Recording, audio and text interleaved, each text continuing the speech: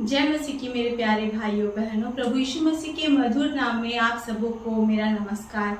आज का जो वचन है वो एक कॉमन वचन है। इस संसार में ऐसा कोई मनुष्य नहीं होगा जो अपने जीवन में आशीष नहीं मांगता होगा। हर एक इंसान जब वो बड़ा होता है और जो अपने जीवन को देखता है तो बहुत सारे सपनों के साथ बड़ा होता है और उसे लगता है कि मुझे भी अपने जीवन में परमेश्वर की आशीषों को पाने की आवश्यकता है, क्योंकि इस संसार में जब तक हम रहते हैं हमारे अंदर बहुत सारी लालसाएं होती है, हमारी जरूरतें होती है, हमारी इच्छाएं होती है, हमारी चाहतें होती हैं।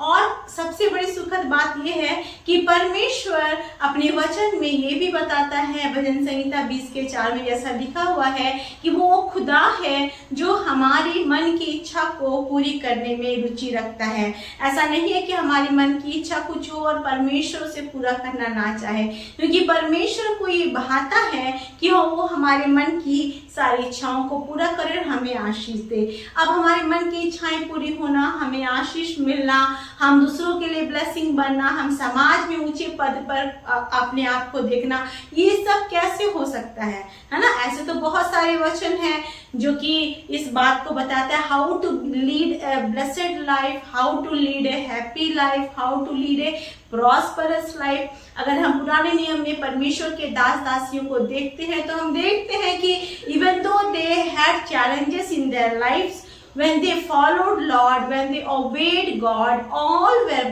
blessed, all were prosperous, है ना। हम अब्राहम के बारे में देखते हैं, अब्राहम के बारे में बाइबल इस प्रकार से वर्णन करता है कि वो एक धनवान व्यक्ति था। हम अय्यूब के बारे में देखते हैं, अय्यूब कैसा था, वो धनवान व्यक्ति था। इवन तो ही लॉस्ट एवरीथिंग, जब परीक्षाएं आई लेकिन फिर भी वो परमेश्वर के प्रति खरा निकला और फिर से परमेश्वर ने उसे सब कुछ दुगुना दिया जो उसके पास खो जाता है, जो उसके लाइफ में। इसी प्रकार यूसुफ के बारे में हम देखते हैं, वो परमेश्वर का दास था और जब उसके भाइयों ने उसे बेच दिया तब भी वो परमेश्वर के प्रति वफादार होता है और परमेश्वर के कंडीशन को पूरा करता है और उस कंडीशन को पूरा करके वो भी बहुत ही धनवान बनता है। वो ऐसा धनवान बनता है कि उसके कार्यकाल के दौरान परमेश्वर जब अकाल को भेजता है और सारे जगत में अकाल फैला होता है, उस समय वो अपने देश को भरपूरी से खिलाता पिलाता है और अपने उन भाइयों को भी खिलाता पिलाता है जिसने उसके साथ विद्रोह किया था, उसके साथ जलन रखा था, उसे बेच दिया था, है ना। तो ये सारे जो परमेश्वर के दास दासी, चाहे वो अब्राहम हो या यूसुफ हो या कोई भी परमेश्वर के दास हो, दानियल हो जाता हो या फिर याकूब हो, क्यों उनके जीवन में परमेश्वर ने अपनी आशीष को भेजा और उन्हें उन्नत पूर्ण इंसान बनाया। तो सब इन दासों के बीच में, सब इन परमेश्वर के जनों के बीच में हम एक बात को कॉमन पाते हैं। वो बात ये है कि वो लोग परमेश्वर की आराधना उपासना करने वाले थे, वो लोग प्रभु के नाम को धन्य कहने वाले थे, वो प्रभु का भय रखने वाले स्त्री और पुरुष थे, है ना। जो परमेश्वर का भय रखता है उसके लिए बाइबल बहुत सारे वचन को बताती है कि अगर आपको अपने जीवन में सच में आशीष चाहिए तो आपको क्या रखना है, परमेश्वर के भय को रखना है। जब आप परमेश्वर के भय को रखोगे और उसकी आज्ञाओं को मानोगे और उसके अनुसार चलोगे तो आप ना केवल इस संसार में एक उन्नत पूर्ण आशीषित जीवन जियोगे, लेकिन इस संसार के बाद भी आपका जीवन, आपकी आशीषें खत्म नहीं होगी, लेकिन परमेश्वर आपको एवरलास्टिंग आनंद से भरेगा। तो आज ऐसे ही हम कुछ पदों को देखेंगे। एक भजन संहिता के बीच में जो हम पढ़ना चाहेंगे वो है भजन संहिता 128। भजन संहिता 128 के अगर टाइटल को आप देखोगे तो उसका टाइटल ये है कि परमेश्वर के भय मानने वाले की आशीष। जो परमेश्वर का भय रखता है उसके विषय में क्या क्या आशीषें लिखी गई हैं। क्या लिखा हुआ? पहला वचन इस प्रकार से कहता है, क्या ही धन है हर एक जो यहोवा का भय मानता है और उसके मार्गों पर चलता है। सबसे पहले जो परमेश्वर के मार्गों पर चलता है, उसके भय को मानता है और वो हर बात को करने से पहले परमेश्वर से अनुमति लेता है और पूछता है, lord is it your will for me to do, और हर चीज में परमेश्वर के सलाह को लेता है। उसके बारे में क्या लिखा है, वो कैसा इंसान है, वो क्या ही धन्य है ना। इसके विषय में हम पढ़ेंगे कि दूसरी आशीष जो लिखी हुई है, सबसे पहले वो धन्य कहलाता है, ब्लेस्ड कहलाता है। क्यों? क्योंकि वो परमेश्वर का भय मानता है, उसकी आज्ञाओं का पालन करता है। दूसरी आशीष जो यहाँ पे लिखी गई है, जो आज प्राइस सभी को अपनी लाइफ में चाहिए होता है। हम इस संसार में बहुत सारे ऐसे भाई बहनों से मिलते हैं जो कहते हैं मैं परिश्रम तो करता हूँ लेकिन उसका फल नहीं मिलता, मैं प्रयास तो करता हूँ लेकिन बदले में कुछ नहीं मिलता, है ना, मेरा सब कुछ व्यर्थ चला जाता है। मैंने बिजनेस स्टार्ट किया लेकिन हानि पे हानि, मैं जॉब करता हूँ तो पैसे इतने मिलते हैं कि तुरंत खत्म हो जाता है। लेकिन ऐसे व्यक्ति जो परमेश्वर का भय रखते हैं, उसे प्रसन्न करते हैं, उसके विषय में वचन क्या कहता है? साम्स 128 का 2 वचन लिखा हुआ है, तू अपनी कमाई को निश्चय खाने पाएगा, तू धन्य होगा और तेरा भला होगा। यहाँ पे संपूर्ण आशीष को हम एक ही वर्ड में हम देखते हैं, एक ही लाइन में हम देखते हैं कि तू अपनी कमाई को निश्चय खाने पाएगा, तू अब धन्य होगा। कैसा होगा? तू धन्य होगा और तेरा भला होगा। अगर किसी के जीवन में हर बातों में वो धन्य कहलाता है, हर बातों से उसे भलाई मिलती है, तो obviously he is blessed in every way, है ना, वो हर रीति से ब्लेसिंग को पाया हुआ व्यक्ति है, तभी वो आशीषित है, वो धन्य है। क्यों? क्योंकि परमेश्वर ने उसकी मेहनत को आशीषित किया है। आज मैं नहीं जानती आपकी मेहनत कैसी है।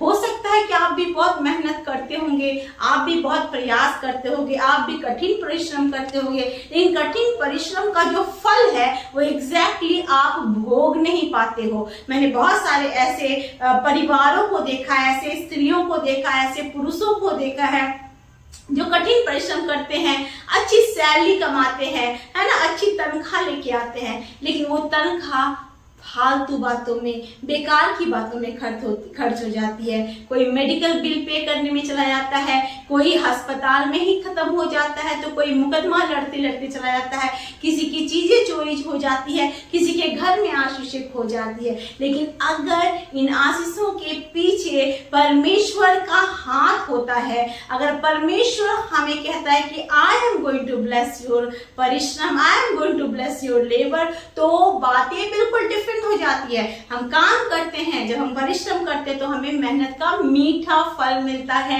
हम अपनी कमाई को, है ना, क्या करते हैं, खाने पाते हैं। दैट मीन्स हम एंजॉय करते हैं जो हम कमाते हैं, और हमारे साथ क्या होता है, भला होता है, और हम क्या होते हैं, उन्नत पूर्ण होते हैं। हम अपनी आशीषों को देख लेते हैं, है ना, देखते हैं और दूसरों के साथ भी बांटते हैं। इसी प्रकार से भजन संहिता 1 भी कहता है कि जो परमेश्वर के वचन को मानता है, जो उसकी आज्ञाओं का पालन करता है, जो ठट्ठा करने वाले की मंडलियों में नहीं बैठता, दैट मीन्स जो अपने आप को, अपनी आत्मा को शुद्ध रखने के लिए गलत संगति से दूर रहता है, गलत लोगों से दूर रहता है, गलत मार्गों से दूर रहता है, वो कैसा हो जाता है, वो उस वृक्ष के समान होता है जो बहती हुई नालियों के किनारे लगाया गया है, जो अपनी ऋतु पे फलता है और उसके पत्ते कभी मुरझाते नहीं। उसमें भी ये वचन लिखा है कि और वो पुरुष जो भी करता है ना, दैट मीन्स वॉट एवर प्रयास वो जो भी कर रहा है उसमें परमेश्वर उसको सफलता देता है, वो सफल होता है। तो हमारे जीवन में, है ना, किसी काम को करने से पहले, किसी भी जॉब में जाने से पहले, किसी भी व्यवसाय को शुरू करने से पहले अपने कंडीशंस को देखें। क्या मैं परमेश्वर के भय को मानता हूँ? क्या मैं अब्राहम के समान परमेश्वर को प्रिय हूँ? क्या मैं मूसा के समान परमेश्वर को प्रिय हूँ? क्या मैं यूसुफ के समान परमेश्वर को प्रिय हूँ, या अभी मैं डेबोरा के समान परमेश्वर को प्रिय हूँ? अगर आप परमेश्वर को प्रिय हैं, अगर आप परमेश्वर को भा रहे हैं, तो आई एम श्योर कि आप जो कुछ भी करोगे उसमें परमेश्वर आपको आशीष देगा और आपको उठा कर रखेगा। हम आगे के वचन में भी जाएंगे और वचन इस प्रकार से कहता है कि तेरे घर के भीतर तेरी स्त्री फलवंत दाखलता सी होगी, तेरी मेज के चारों ओर तेरे बालक जलपाई के पौधे से होंगे। सुन जो पुरुष यहोवा का भय मानता हो वो ऐसी ही आशीष पाएगा। इसमें क्या लिखा है कि ना केवल परमेश्वर आपकी कमाई को आशीष देगा, आपके बिजनेस को बढ़ाएगा, आप देखोगे कि परमेश्वर आपको परिवार देगा। कैसा परिवार देगा? जो फलवंत होगा, है ना। आपके बच्चे होंगे, आपकी स्त्री होगी, और वो कैसे होंगे? वो हरे भरे जलपाई के वृक्ष के समान होंगे, है ना, दाखलता के समान होंगे। They will not be someone who is like a dry fruit और ड्राई लैंड, जिसके जीवन से आपको ड्राइनेस दिखती है, आशीष नहीं दिखती। नहीं, वो फलवंत होंगे क्योंकि आपने अपने भरोसा को परमेश्वर पे रखा है। आप यहाँ पे एक बात बहुत गौर से नोट करना कि एक जन की वफादारी, है ना, एक पुरुष जो परमेश्वर की भय मानता है, एक ऐसा जन जो अपने परिवार का मुखिया है, एक ऐसा जन जो परमेश्वर के द्वारा हेड कहलाता है। हम जानते हैं पुरुष को परमेश्वर ने क्या कहा है? हेड ऑफ द फैमिली बनाया है, और उसका भी हेड कौन है? यीशु मसीह है।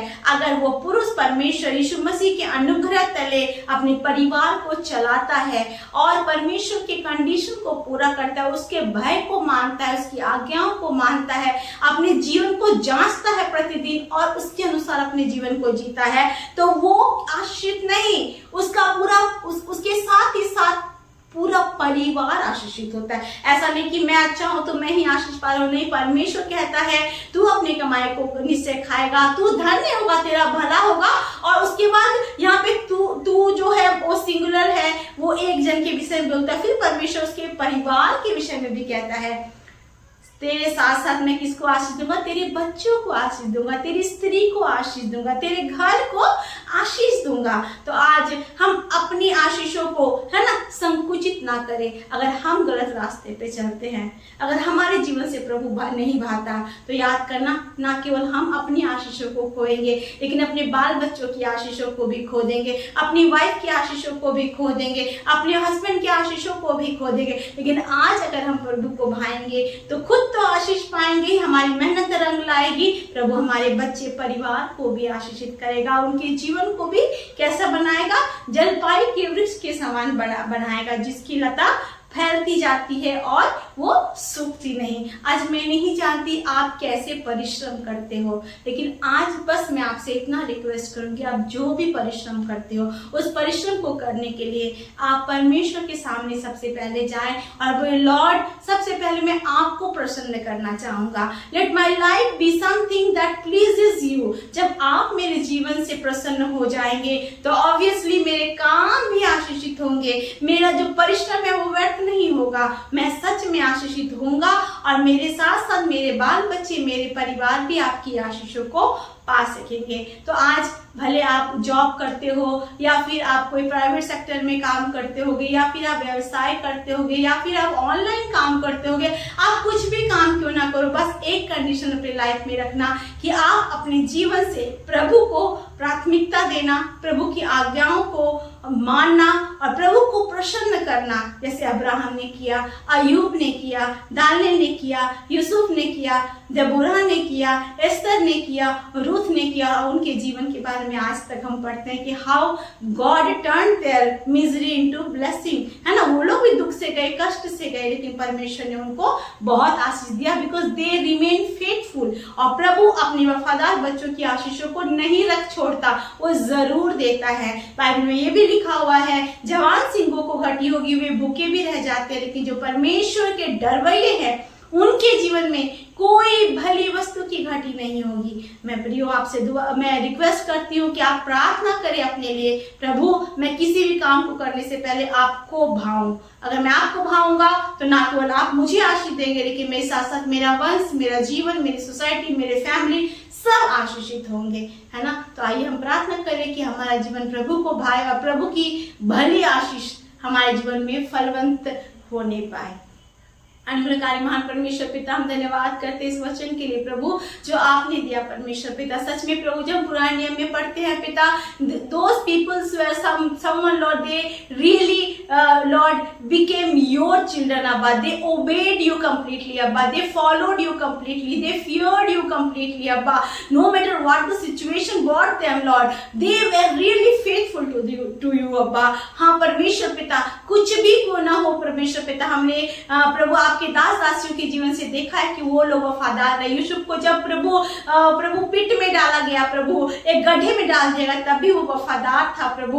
वो अपनी परीक्षाओं में भी वफादार रहा परमेश्वर पिता। रूत ने प्रभु कष्ट देखे प्रभु, लेकिन वो वफादार रही परमेश्वर पिता।